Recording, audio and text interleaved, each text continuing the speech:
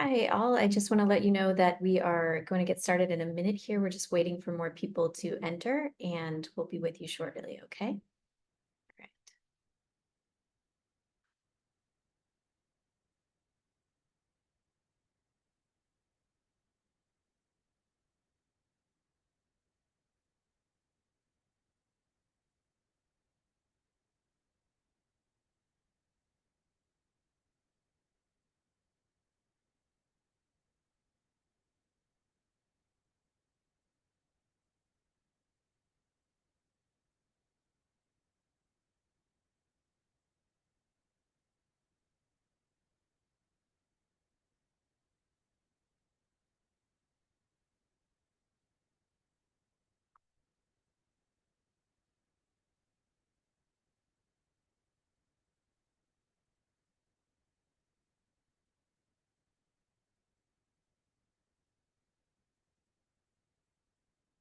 Hi, for those who are just entering, we're just going to wait a few more minutes to make sure those who are here in the waiting room can get in, and then we'll be starting in just a few minutes.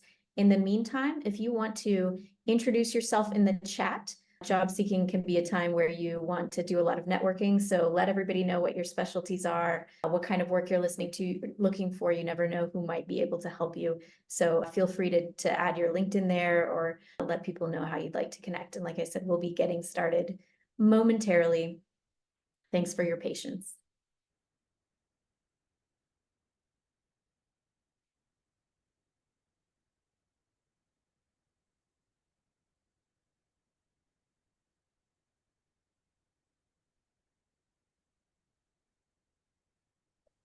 You're on mute, I believe, in case you're trying to say something. No, we don't hear you yet. Can you hear me now? Yes. Oh, okay. Hi, everyone. All right. Little technical difficulties. Thanks for bearing with me. All right, let's get started with this presentation. Second, let me share screens. Oh. I think I need to be host. It's not allowing me to share screens.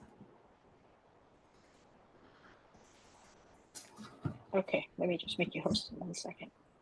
Can you just change your name to Helen, and then I know which one you are? All right. Let's see how I do this. How would I do that? Settings. Okay. I don't know where to do that.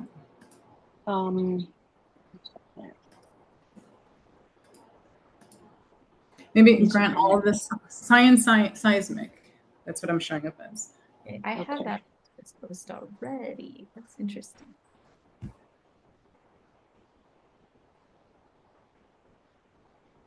Thanks for everyone's patience. This is exciting. Can you share now, Helen? Yeah, let me try. Okay, good. All right, so let me go here and present to you.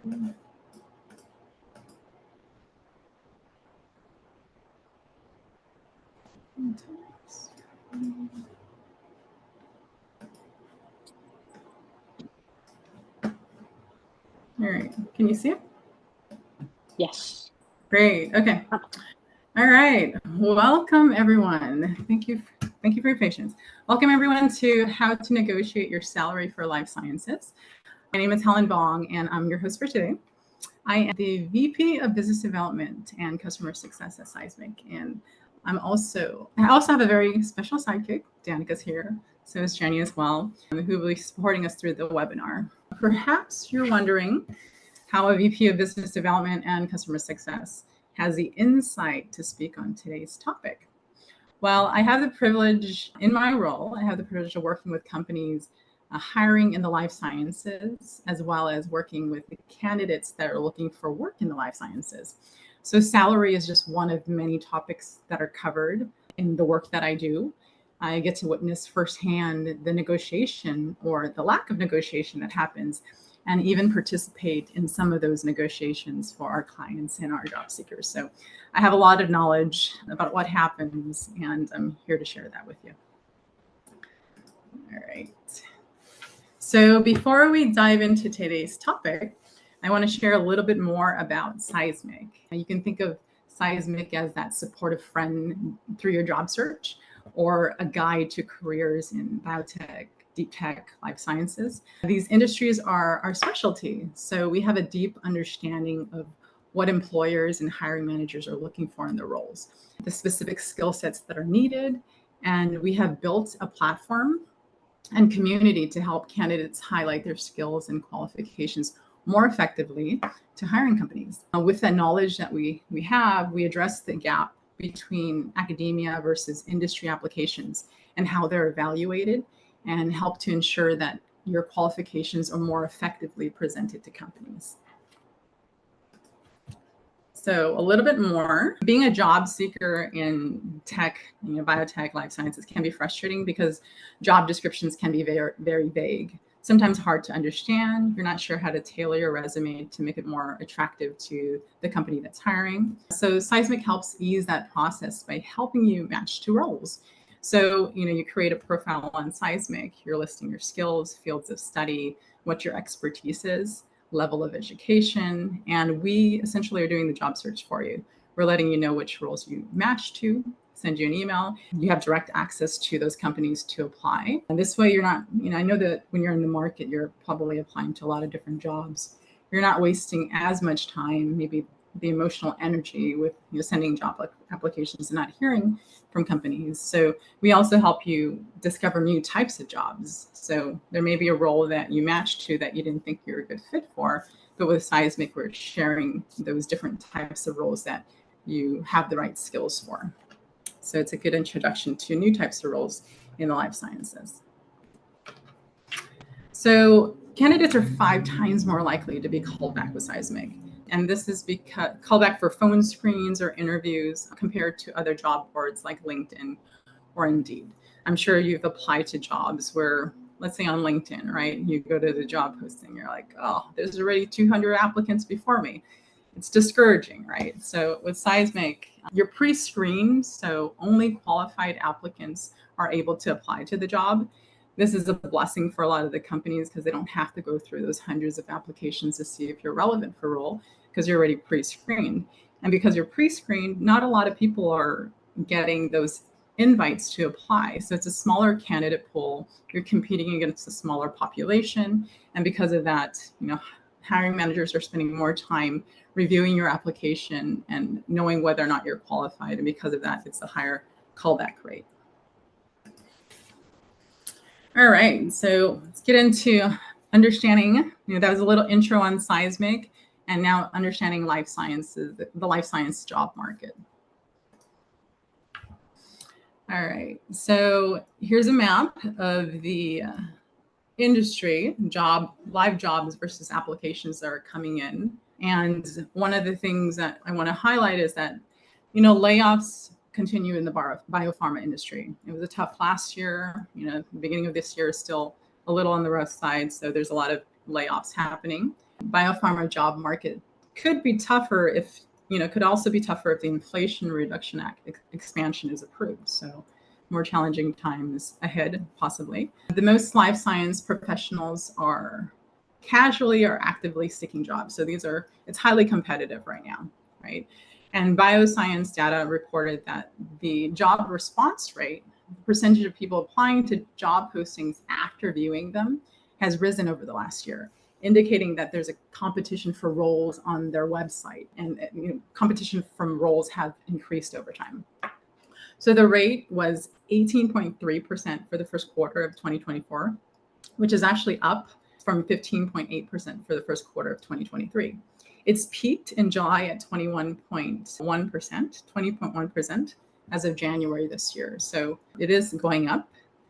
Something noteworthy is the average number of job postings that are live, right? So it looks like on the Biospace job board, it declined on the fourth quarter to the first quarter, and it's dipping 3.2%. And this is notable for a couple of reasons. The first 3 months of the year are typically the busiest season for hiring, with more employers posting significantly more jobs from January to March than October to December. So that's one of the reasons. And the other reason is, a lot of holidays happen at the end of the year. So companies are shutting down, budgeting happens in the beginning of the year. So usually there's a couple of reasons why there is an increase in the first quarter and a decline in the fourth quarter. All right, salaries have not decreased, but the average salary growth rate for 2024 is the lowest in the past 5 years. 50% of organizations are struggling to meet compensation expectations. 51% of those organizations think that compensation expectations are unrealistic or too high. 61% of job seekers say that they're not reducing compensation expectations. So it seems like, job seekers are asking for money. Organizations think they're unrealistic or too high. So there is the data shows that here as well. So salaries have not decreased, but the combination of available talent and tight budgets have caused employers to become highly selective when filling the roles. So until investment flows more freely, and it's debatable whether or not that's going to happen, despite some positive indicators, salary growth can be expected to remain pretty modest. All right, so let's take a look at an objective, data-driven approach to preparing your salary negotiation. All right, so we have your salary range, okay? How much money are you currently making? How much more would you like to make? All right, you have job salary range. What are the average salaries for positions you're looking for? Some helpful websites for you to reference, maybe PayScale, Indeed, Glassdoor, Salary.com. You might want to take note of the size of the company. How large is the company? Have set salary ranges for specific roles. Smaller companies, they may not have a set salary range, so there's more room to negotiate, but often they have less money to work with. All right. Another thing regarding salary range is, you want to take account of the company's financial health. You want to find out how financially stable the company is and what stage. You can look at websites like crunchbase.com. What if they're a startup? What series of funding are they in? How long have they been around? Are they doing well? If they're doing well, then they're more willing to negotiate. If they're struggling financially, let's say that they raised some money 5 years ago and there hasn't been a lot of growth, there aren't a lot of that's happening, so they may be struggling, so negotiation may be less likely. All right, so the ZOPA that we have here is the in-between, and that is the overlap between your salary range and the job salary range. So it's the zone of potential agreement between the two ranges. The salary range, again, this is determined by assessing the number of years since your last raise, how far away from your current market salaries from current benchmarks, assessing new roles and responsibilities you have adopted within your current role. You have salary range, you have the zone of potential agreement, okay? The salary range is used, it's missing one. Salary range is determined by using benchmarks. You want to reference by looking on LinkedIn, Glassdoor, Salary.com, and then also other offers that receive. Like if you received other offers from other companies, you want to take account of that. Or maybe you have friends that are working in a similar field, similar location, geographic location. You can gauge that for salary range. And then asking resources. So Scismic, we're here for you for any questions that you have, or community. So once you join our community, we support you through your job search. So you want to make sure that any recruiters or different resources you have, you want to utilize them for information. And then here again, we have the zone of potential agreements. You want to make sure that you're finding the gap in between. A potential agreement is the overlap again of the salary range and also the job salary range. Okay. A Venmo graph for you. All right. So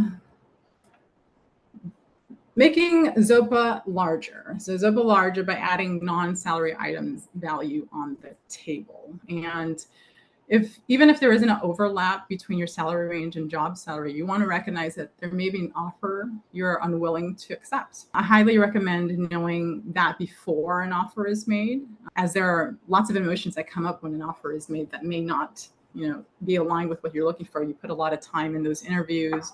You're putting aside other job opportunities. So you want to make sure that you have that information before making a logical decision. What you want to calculate is your expenses and understand what for you is the minimum that you're willing to accept before you decide whether or not to take the job. Your best alternative is a negotiated agreement, your BATMA. So the BATMA is the best alternative to a negotiated agreement. Okay. And so you do this by calculating your expenses, right? What is your minimum amount you're willing to accept? Do you have another offer out? You want to ask is there a competitive offer? Would your BATMA change if certain perks were offered? So let's say that they offer you transportation, or maybe a sign-on bonus, or there is a bonus after X number of months of being there. What other perks can be considered? So when you're considering a BATMA, don't just think about the base salary. Are there other things that are important to you? Let's say that the base salary is a little bit lower, but it's closer to home. It's easy for you to commute. They offer a higher 401k match. Maybe the pay is on the lower end, but there's better benefits. Now, if we focus purely on making more money, we lose the side of the other things that may be useful. This includes flex hours, paid time off, transportation costs, allowances of the job. As I mentioned, your commute could be 5 minutes as opposed to an hour, but you're getting paid more. Like, how much is that time worth to you, right? Thinking of work-life balance, responsibility, annual leaves, sick leaves, and anything else that might be important to you. All right. So these are some of the questions in finding out your employer's ZOPA and BATMA. How flexible is the salary? How desperate are they? Instead, ask, are they interviewing other candidates? How long has the position been open? Why is it open? How long is not having a person filling the role a roadblock for them? So how desperate are they to fill this role? So those are some of the things that you can consider in coming up with an alternative negotiation. You can use that for your negotiation. Another thing is how flexible the salary range is, right? Instead of asking straightforward that question, think about another way to describe or think about it is, what process do you use to benchmark the salaries you post in your job description? This is another way that you can ask the employer without being straightforward, like, hey, how flexible are your salary? You can ask them if there's salary transparency within the company. Some states like New York, California require them to post the salary with the job description, so you have an idea of what the company is willing to pay. However, based on experience, you can use that as a guide, but I would say that with the companies I've worked with, if you are a strong candidate and they really like you, they're willing to go outside that range to bring you on. So it's good to gauge the range that's provided on the job descriptions, but don't use that to maybe completely disregard an opportunity that you might find otherwise interesting. Another question that you can ask is, what other benefits can you give me? Of course, you don't want to ask that to the hiring company, right? You want to ask these alternative questions instead. Is everyone at the company on the same work schedule, or is there some flexibility in which hours are in office? So you want to ask about work flexibility. Do you offer relocation assistance to any of your current employees, or do you offer extended, it could be maternity leave, extended time off, disability insurance, whatever the perk is, you can ask if they offer that to their current employees. So that's for you to gauge what are available for you to use with negotiation. Aside from the benefits stated on the career page, other considerations have you made for past hires? So you can really be creative in creating these alternative negotiation agreements. I have a candidate that, her salary range is pretty high because it's a VP level role. And instead of asking for a high salary range, she actually, because the company was public, she asked for half of the salary in cash, basically, your base range, and then the other half to be paid out in stock options. So depending on where the company is, what phase of their startup or they're more established in public, you can use that information as part of your negotiation as well. And this is just kind of what we went over. Of course, this information is something that we can share with you when you're part of the Scismic community. So any of the material that we've gone over, this is a good guide to have. So these are the types of questions that you can gauge for alternative benefits for the companies. And I realize I'm speaking really fast, so I will slow down a bit. All right, so further widening the ZOPA. Okay, in the left cloud bubble, there are things that could be valuable to you, but wouldn't represent an additional cost to the company. So a better title, like if you want a higher title, let's say that, a lot of times, let's say that you're currently at a senior scientist and another company is reaching out, or maybe a recruiter or someone at Scismic's reached out and say, hey, you look like a great role for this senior scientist role for this company. Some of the comments we get for candidates are like, no, I don't want a lateral move. It's the same, they may be offering a little more, but however, I'll consider the job if it's a director level role or associate director role.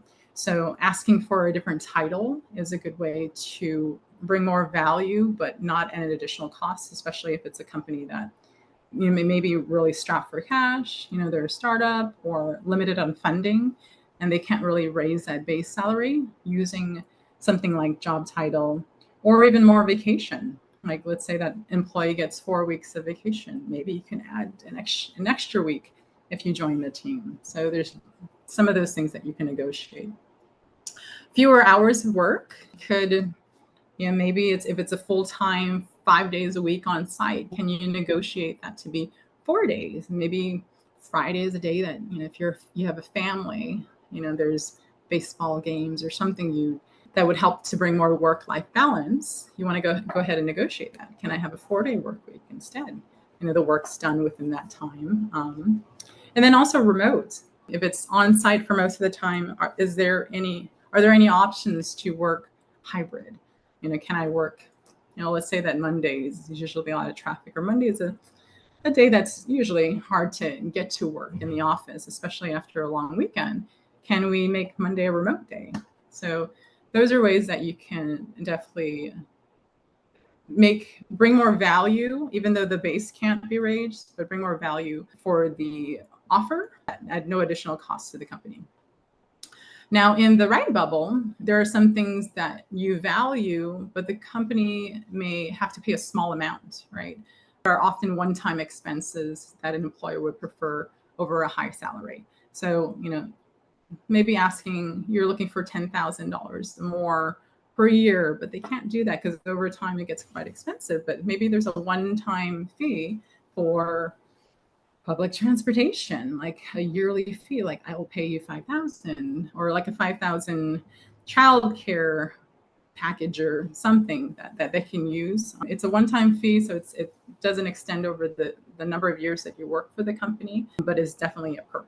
Or even if you live out of state, a sign-on bonus along with assistance is something that you can negotiate as well to help you with the transition. And yeah, so if you plan out, you negotiate for a higher compensation package. So the compensation doesn't necessarily have to be just your base salary. Think of all the different perks a company may offer, whether it's unlimited time off, you have 401k plus matching, disability insurance, childcare assistance. Any of those are valuable perks that you can add as a part of the negotiation, and also a flexible schedule as well. All right, what you want to do is show that you're worth it, and you want to highlight how you're a good fit for the role. Highlight all of your experience and accomplishments and skills that make you a best candidate. So you want to make sure that you do the research, not necessarily do the research on yourself, but really take the time to write out, like, your experiences as how it relates to the role. What have you accomplished? What are things that you're proud of that you can bring to this new company, the skills, and have everything laid out so you're well versed in negotiating once that conversation happens. So that way you're prepared for that interview. So, most times if you're asking for more money, like, well, why should we give you more money? Why should we increase the salary range? Well, at my last job, I was able to do this, this, this, and this, and these are the accomplishments. And I was able to, of course, you want to provide metrics, right? These are the things I did to save the company money. We cut out this much time in an experiment, whatever it is, and that's how you're bringing value. So you want to make sure that you're prepared with that information in part of your negotiation. Sorry, Helen, we're just going to interrupt you real quick. I think we have people in the waiting room and we just realized we don't have the capacity to Okay, sure. So, and it's a lot of info. I know it's a lot of info, but we're going to have a Q&A in the end. So if you have any questions dying to ask. Hi, Victoria. I like that you have your camera on. It's nice seeing a face, so don't be shy, everyone. Turn on your camera. And perhaps we can take a few questions in the middle here as we kind of swap the... Yeah, do you want to share the questions, or do you want me to look for them? I can share. So Helen, you mentioned Glassdoor and some tools to look through. I think we've had a couple of people email in to ask how accurate Glassdoor really is to what hiring managers typically are thinking of offering. It depends on the role. I think it varies. Sometimes Glassdoor is, pretty accurate with what companies are hiring. And that's part of the reason why we want to make sure that you're using different sources. Depending on location, depending on the role, it varies. I would say a lot of companies are using Radford, and Radford itself is sometimes a little off. So your best bet is if you have any friends or friends of friends also, maybe use the information from the website. But if you have friends of friends, people in the same field, maybe someone that works, at the company in similar role, right, in the same geographic location, ask them how much they're getting paid. And also, you want to find out how much experience they have too. Look for someone that has a comparable number of years of experience, maybe the same degree level as you, and see what they're getting paid. And you can definitely use that as a part of negotiation. So when you're in those conversations and, you're like, hey, well, this person at this company, senior scientist role, is making this much in the city of Cambridge, wherever you're applying to, that is good. It's really helpful in the negotiation process because you have something to reference. So they know that you're not just coming up with some number that you think sounds great and you want that salary. So I would say, look at the different websites. And if they're completely off, I would say you might want to, if you're seeing a big range between different sources, I would say really look at the friends of friends and references to get a more accurate sense of what the salary is for the role. Mm-hmm. Okay. Thanks, Helen. I think we can continue and there'll be more questions at the end. Sure. Okay. Where did my screen go? Got it. Okay. All right. So these are the 3 R's when you want to for negotiation, right? You want to research, you want to review, and you want to rehearse. So you want to researching, you want to look up both the company that you're interviewing with and also the people that you're interviewing that are going to be doing the interviews. You want to find good information on the following sources. So you can find good information on the following sources.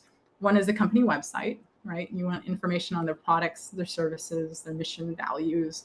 You want to take a look at their leadership, their team. Any career information like benefits may be listed there.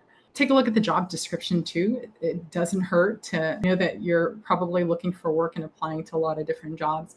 But taking a look at that job description and really study what it is that they're looking at. What are they asking for? Sometimes culture fit is mentioned. They're looking for someone who's hardworking, a team player. So take into account that information along with what the company values and mission are, right?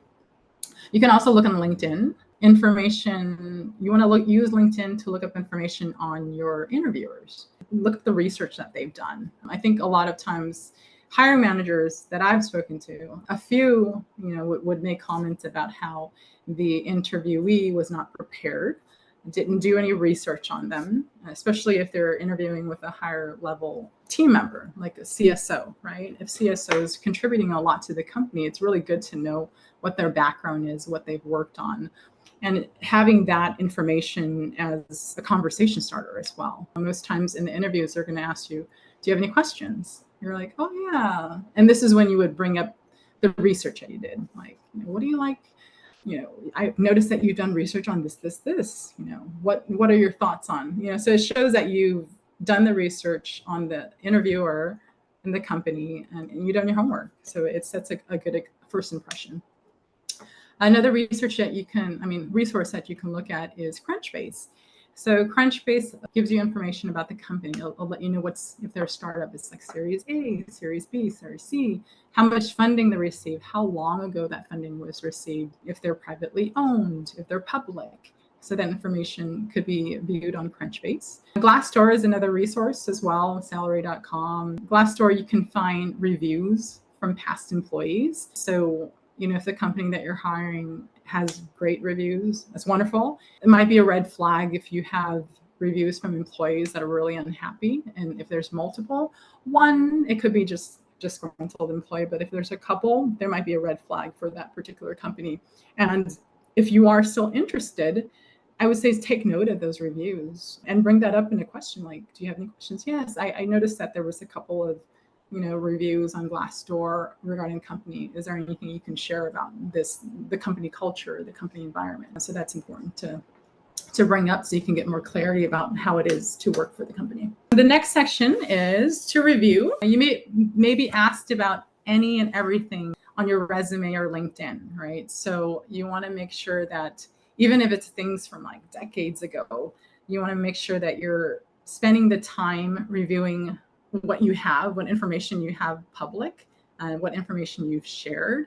I know that people take the time to tailor your resume for different roles, but just remember which version of the resume you sent, because that's the version that they have, and they'll be asking you questions about the resume that you sent and what you have on LinkedIn. So make sure that your LinkedIn is also up to date, because nowadays a lot of people do look at LinkedIn, look at publication lists as well. So make sure that anything you have online that is searchable, that you clean it up, and making sure that it's accurate with how you want to portray yourself for the things, your goals and areas of focus as well. So you want to spend time to review your own history, information on your products that you've worked on, services, maybe different teams you've worked on, your career goals. You want to ask yourself that too, like how long what do you want to be doing now? What do you want to be doing in 5 years? These are some of the questions they'll probably ask you. So think about those so that way you're prepared to answer. They're going to ask you about, hey, what do you want to do in 5 years? What do you want to do in 10 years? What can you learn? What can you ask if this job can, and what can you ask about this job to help you get to where you want to be, right? So you want to know ahead of time what you want to do, where you want to be, and then design the questions for the interviewer to help answer those questions. Think about your work style and preferences, right? What helps you succeed, and how would the company or the company culture or the environment provide that for you? So that's a good question to bring up or to think about, right? If there's any red flags about the company, think about what would be some red flags that would make you pass on the role or the opportunity.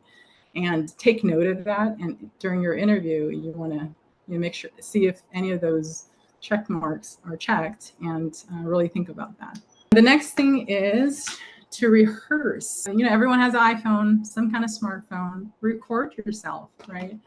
Hard to evaluate yourself in the moment. Like if you have a friend, have some time, hey, treat them out to coffee or lunch. You say, hey, can you provide a mock interview? Or even have your friends, someone pretend, a friend of a friend. I've had that happen to me once. Like a friend had one of their friends call me and pretend they were a recruiter for a company, and I answer the questions, and you get some feedback afterwards. So you can do that. What you want to take note of in that recording or that practice interview is, did you answer the questions that were asked? Did I, just beat around the bush, or was I direct in answering? That is common feedback that we get from hiring managers for passing on candidates, especially when they're probing or asking about scientific skills or experience, that the candidate kind of talked around the question and avoided answering directly. So if you're asked a direct question about a particular experience or skill, make sure that, I think good practice is that what they teach us in school is okay, incorporate the question back into the answer and make sure that you answer it to the interviewer. Was I confident throughout? That's another question you want to ask yourself as you're reviewing this recording of your interview. Did I demonstrate that I have the key skills? Studying the job description, what are they asking for? Was I able to relay my experience in a way for them to see how I fit into the role? That's another reason why studying the job description is great.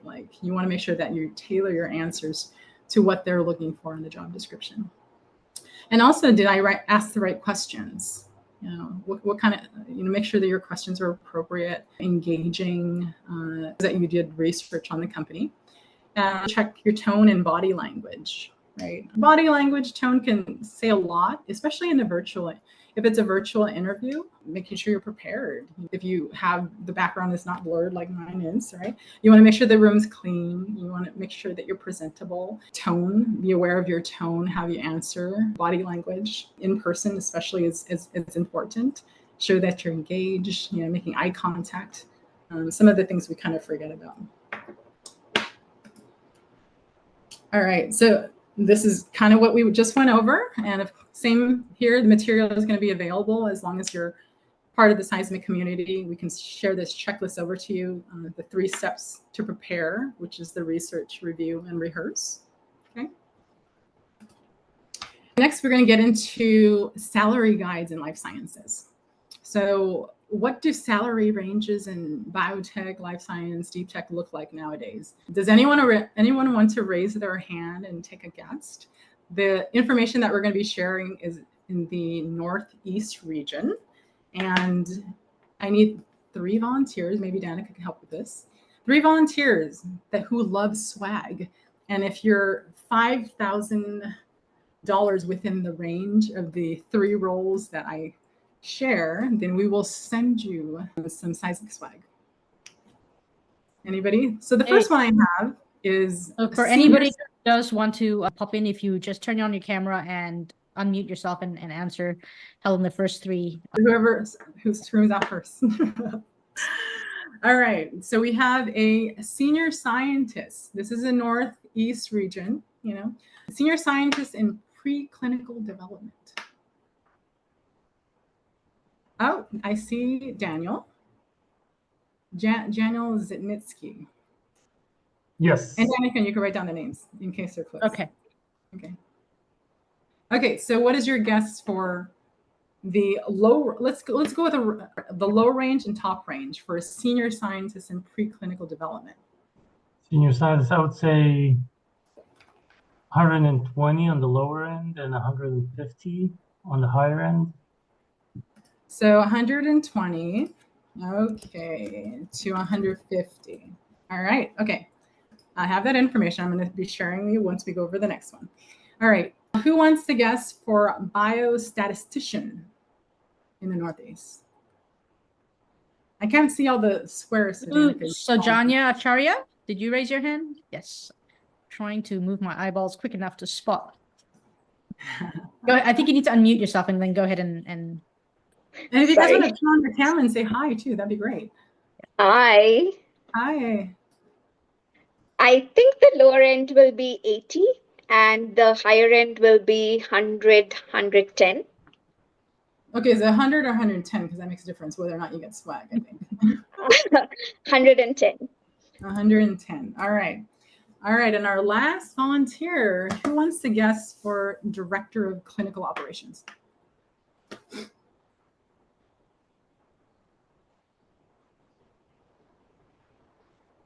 Cindy? I'm sorry if I'm pronouncing your name incorrectly. Yeah, they're around 180 to 230. 180 to 230. And you're going to have to tell us how to pronounce your name first. So we say it right next time. Yeah. Okay. Thank you for volunteering. And let me get to the answers then. All right, so we had the senior scientist, right? It was 120 to 150. Oh, you're off by 20,000, 20 and 10,000. So, but we'll send. Why don't we send you swag because you volunteered, Daniel? Thank you. But yes, so here are some of the salary ranges, so you have an idea. And this was pulled from Catalyst Life Sciences salary guide for this year. So for this Northeast, Southeast, Southwest region, these are the ranges. Scientists, 120 to 140, and then you go all the way to the VP of preclinical for, these are the roles you probably want to aim for, the 330 to 375, right? So that's a pretty nice salary range there. All right. So then we had was it the director? Yeah. So director of clinical operations, and that one was that the last one we did? Last one we did. Okay, so 180 to 230 was Inkei's guess, right? So director of clinical operations. That's pretty good. I mean, your top of the range was only 7,000 off, right? And the bottom range it's actually a little higher in real life, which is a good thing, right? So it's 194 and your guess was 180. So we will get your information and then we will send you a swag. You're in the lead so far, pretty close. All right. And then you can see for clinical roles, salary ranges are pretty consistent. So you have a few of them, especially the VP level roles, is in the 300 range. So if you're interested in getting into the clinical development space, there's definitely a lot of opportunity there. And I know that based on experience of helping out with a clinical research associate role, those are typically entry level roles if you want to get your foot in the door with clinical trials and then work your way up as well. And we have the biostatistician. The guess was 80 to 110. So it's a little bit, 110 was off, but that was the low range, which is good. So the salary actually offers more than what you anticipated. So if you're interested in being a biostatistician, you're in for a treat because the salary ranges are a lot higher than what you expected. So this is another one. The salary ranges are pretty high and consistent too. So biometrics, your VP is making 308, 392 tops, and your statistical programmer, maybe a little more entry level, is making 110 to 140. So these are some things to consider if you're unsure, which area of focus or where you should go. So this is hopefully helpful information for you. So you want to make sure that you do your research, of course, to understand what the current market benchmarks are. So, that way you're not underselling yourself. So if you're going in guessing, some of these were a little bit close. The 3 volunteers we have, one was a little bit off. So you could be making more money. So it's good to do the research and find out what companies may be offering and use that as part of your salary negotiation. All right. And here we have a map of salary trends by state. So you'll see that the median base salaries in biotech varies greatly between the different hubs. So you have, San Francisco, you have Boston, Cambridge is a big hub as well. You're seeing a lot in the Pacific Northwest and Seattle also. So they vary greatly between the hubs because of economic landscapes and also regional living costs. We know that San Francisco is a big hub, but it's also really expensive to live there. People say the same about Boston as well. So New York is a very dense biotech concentration. Sometimes people have roles in New York, but they live in New Jersey because it's a little bit cheaper. And then they take the train or the ferry over. And then also, as I mentioned, the Bay Area has the highest median salaries, but that aligns with the elevated living costs. It's quite expensive to live in the Bay Area. Also, if you like, gloomy marine layer, San Francisco is good. And also seafood. It's great out there, as well as Boston as well. Okay, so this highlights the industry's responsiveness to variables like industry growth, living expenses, and also talent competition. You're also seeing a large population in the Southeast area, highlighting a growing trend of companies expanding to regions like North Carolina, the RTP region. Also, on the West Coast, Southern California. There's San Diego, but also Los Angeles is building a hub, although we're a little more spread out than most hubs are. So it's a little bit difficult to get around or be as united as a hub. I say this because I'm from Los Angeles. But yeah, and also the Midwest too. So if you're considering roles, sometimes like in Florida, there's no tax in Florida. You know, there's a lot of biotech roles that are available. It's a lower cost of living. They're not going to offer you the same salary range that you get in Boston or San Francisco, but it's also a lot cheaper to live there. And if you're not, you know, fond of the really cold winters, a lot of people like going to Florida. So you want to consider other factors that may draw you to the non-hubs in biotech as well. So, all right. So we'd love a chance to engage with you. So we're opening up for a Q&A now. My lovely supporter, Danica, and then Jenny there, I see Jenny, thank you, is going to help me with Q&A. So if you have any questions, please raise your hand. You can also type it if you're shy, but I like, you know, you can raise your hand, go off camera, and say hello, and ask a question. I'll help to kick off. Oh, sorry. Did someone have a question? No. Okay. I'll help to kick off with what I've seen in the chat and some DMs. Helen, when is the appropriate time and what is the appropriate manner in during a salary so as a candidate, and if we're a candidate that is pretty close to an offer, there's verbally been, the hiring manager has expressed that they are interested in extending an offer.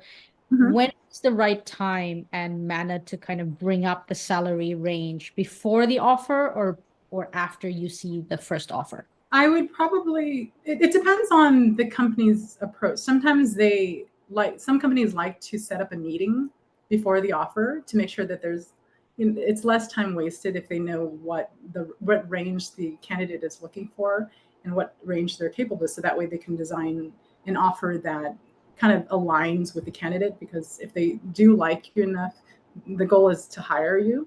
So some companies like to have a meeting beforehand, but it depends on the situation. So if you have a company that has given you an offer and the offer is not aligned with what you're looking for, I would reach out to the person who's handling the offer. It's probably HR, head of talent acquisition. Set up a meeting with them. You're like, oh, can we set aside some time to discuss the offer? And that's when you would bring up, this is, alternative options of what you're looking for, like whether it's more paid time off, higher salary, more stock options. So that's when you want to negotiate, and they take that information and they, redraft the offer for you.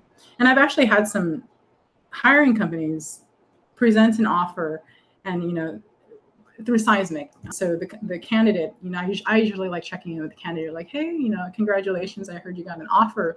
Like, how are you feeling? What do you think? And they're like, well, I think it's a little bit lower. Okay, yeah. You should tell the hiring manager this, or like, sometimes we help negotiate. If you're working with a recruiter, that's a recruiter's job also, to facilitate. So I encourage the candidate to go back to, the hiring manager and say, hey, I'm actually expecting more.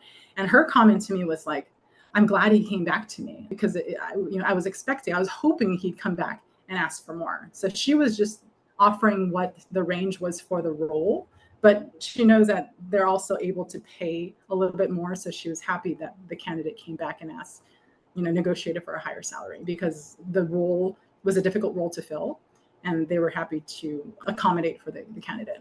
So yeah, I think it depends on, if they give you the offer first, then set up a meeting to discuss. If they haven't, they haven't given you an offer and they're just seeing if you're interested, then you can set, at that time you can also request a meeting beforehand to make it easier. So there's not as much back and forth with the offer negotiation. I have another one through my DM. Thank you, Helen. Another one that is kind of related.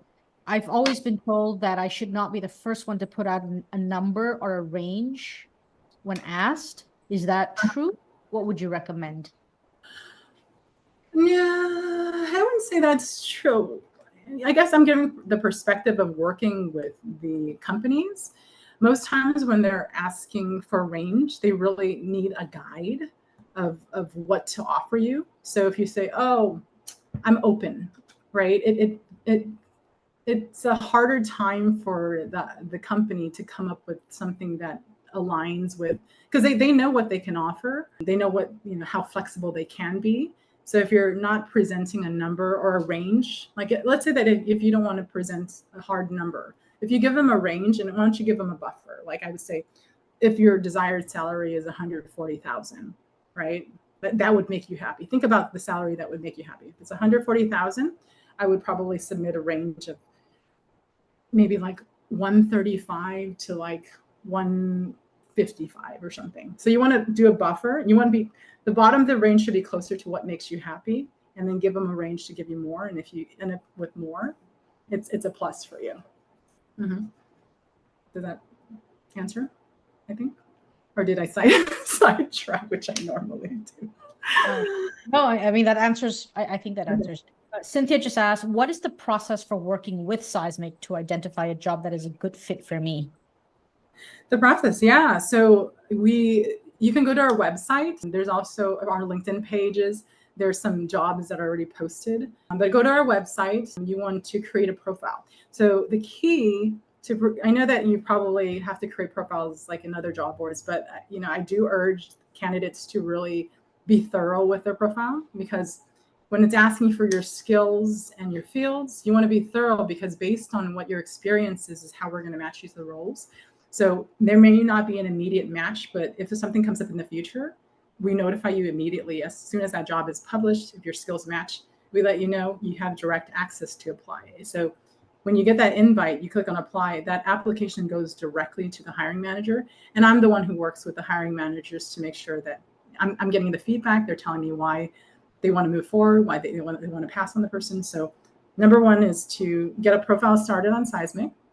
Once that profile is started, I am going to share our email at the end of this webinar, where you can email us if you have any questions, or if you're not matching to any roles, or if there's, as a part of the Scismic community, even if we don't have roles for you right away, let's say that you need some resume help, or you have an upcoming interview that you need to prep for and you really need some support, one of our team members can help you with that. And it's all, the great thing is it's all a free service to our job seekers. And we can have Danica and Elizabeth to thank for that. So Danica and Elizabeth, a little side story here. Danica and Elizabeth created Scismic because they were academic scientists that transitioned to industry, and they realized there weren't a lot of resources available. And so they created Scismic as a way to, number one, allow companies to hire the right talent, but also to provide resources for the job seeker to make their job search easier and less painful. So Danica and Elizabeth. Great. Don't see any other questions come in. Have I missed any? Does anybody have one in the final 4 minutes? Feel free to raise your hand and say hello. I know, I'm such a peer pressure. Like, say hello to me virtually. Okay. I think that's it, Helen. Yeah, okay. Well, I hope you found this webinar helpful and that you feel better prepared for your next salary negotiation. Please make sure you join our Scismic community by either creating a profile on Scismic or emailing us if you have any questions. Yeah, if you have any questions or need help with creating your profile, just use an email there, scismic@scismic.com. Thank you so much for joining. A wonderful summer, and I hope to get to see you guys at the next in-person event or virtual event. But thanks for attending and taking your time. Thanks for your help, Danica and Elizabeth.